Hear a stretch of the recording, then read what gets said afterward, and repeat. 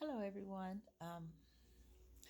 Forgive me for my disheveled look right now. I just finished my workout and um, I was thinking about something when I was walking.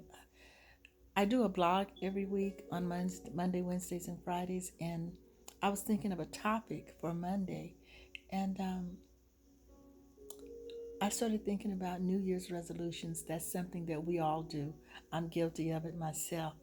Um, we make all these promises that we're going to not do this, we're not going to eat this, we're going to exercise, we're going to get healthy, we're going to eat better, we're going to stop all these bad habits. And we may start that for a little bit and then everything kind of goes back to the way it was.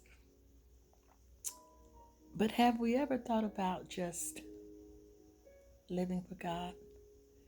It's very simple, just live for Him and trust Him. Get in the Word and read and study. And I mean, He tells us how to live this Christian life. He really does. It's all in the Word. All we have to do is get in there and read it and do what He says.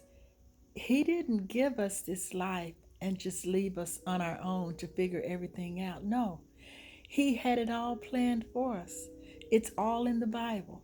Anything you will ever face, any obstacle you will ever come to, any trial, anything, it's in the Bible because those people in the Bible have already gone through everything we're going through now.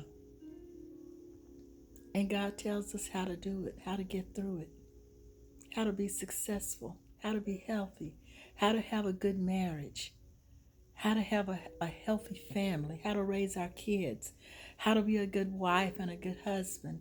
He tells us all of this. And all we have to do is get in there and read it and just be obedient and do what He tells us to do. God doesn't give us anything that we can't do. Anything He gives us to do, whether it's an assignment or whether it's a project, it doesn't matter. He equips you to do everything He tells you to do. He doesn't tell you to do anything that you can't do. And living for Him, I've been doing it for many years. And I can truly say I love God with all my heart. He is first in my life. He is first before everything and everybody in my life.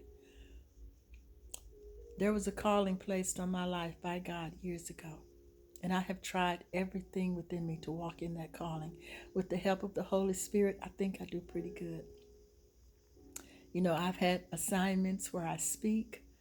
Um, I do a women's retreat every year at my church. I'm over the women's ministry. Um, I do marriage retreats. I have a Christian blog. I write Christian plays. I do a lot of things, but I knew I couldn't do any of that if it was not for the help of the Holy Spirit, whom I seek and call on daily. That's what He's there for, to help us do whatever we feel like we can't do. But back to the New Year's resolution. Make that promise to yourself and keep it, that I'm going to follow God this year. I'm going to trust Him with my life. I'm going to give Him my life, give Him everything that has to do with me. I'm going to give Him my health and give Him my family, give Him my children, give Him my finances, give Him everything. And trust Him. He can do a much better job than you ever could. You've had it all these years and it hasn't worked. Give Him a shot. He loves you. He gave His Son for you. And when you think about it, us that have children, do you think you could ever get to that point to where if it was said to you, if you give your child up, give his life up to save everybody else, could you do it?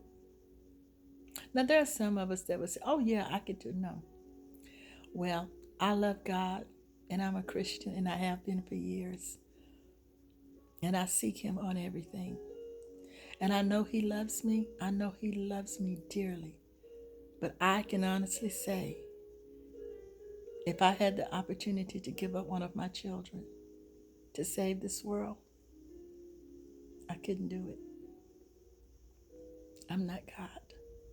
And He has the kind of love like no other. And I'm so proud that he loved me enough. I'm so happy that he loved me enough to do the things that he did for me, and not just for me, but for everybody. And then you think about those that don't even believe in him, don't even acknowledge him. But me, when I sit down and I think about everything Jesus went through for me, oh man, I get overwhelmed, because he went through a lot that he didn't have to go through. But he did it for me. He did it for me because he loved me just that much. You know, my mother-in-law, she doesn't like to look at the cross because she says it reminds her of what they did to Jesus. But you know, I wear my cross and I have crosses in my house. I love crosses. I actually collect crosses. But when I look at a cross, it reminds me, yes, of what he did for me. It reminds me of how much he loved me and how much he still loves me. It reminds me that I have to acknowledge that, and I have to live my life for him, and I have to do all those things the Bible tells me I have to do. Why? Because he did those things for me, and I know he loves me. I know he does, without a doubt, and I love him as well. So actually, this is just a trial run. My daughter keeps telling me, Mom, your blogs are great. People read them, but more people watch videos than they do blogs, than they read. So this is just a trial to see how this is going to go with me, because I like typing and writing, and I do speak in front of people. On camera, no, but live. So I'm going to see how this is going to work for me. And this may be something that I add and give it a shot. So let me know what you think, and we'll talk again another time. God bless.